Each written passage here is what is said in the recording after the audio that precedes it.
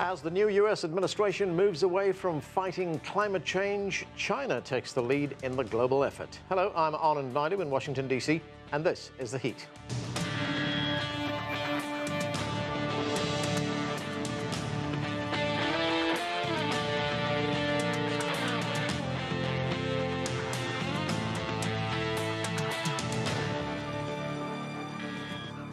China has been thrust into a leadership role in the global fight against climate change as the U.S. leadership shifts away from the Paris Climate Accords.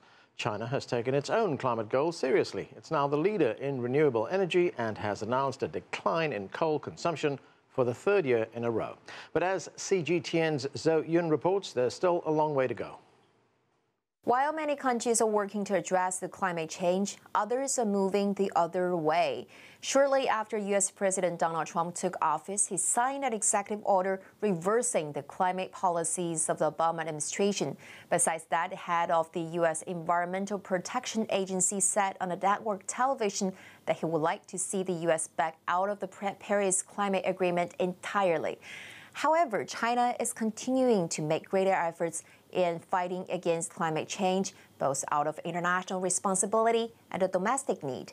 The Chinese government said that it will continue to pursue innovative green growth, such as creating more low-carbon pilot cities, developing near-zero carbon emissions areas, and launching a national emissions trading system. Apart from that, the country has also laid out plans to expand the share of non-fossil fuels in its primary energy consumption to around 20% by 2020, up around 11% in 2014. And China has also formed a group with Brazil, South Africa, India, known as the Basic Countries, aiming to address climate change through joint efforts.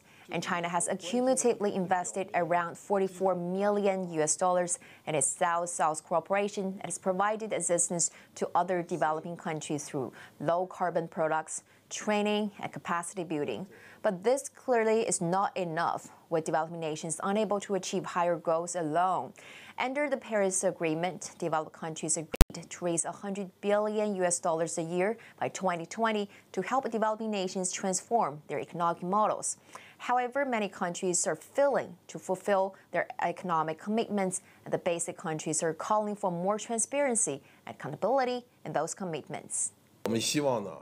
Hopefully, in the future, developed countries will be strictly following the commitment they made in the Paris Agreement. Now some countries are not willing to pay the money anymore. I talked to some of those developed countries and told them that these are your responsibilities. Developed countries have to coordinate within themselves and make the investment. This is the foundation of our political trust.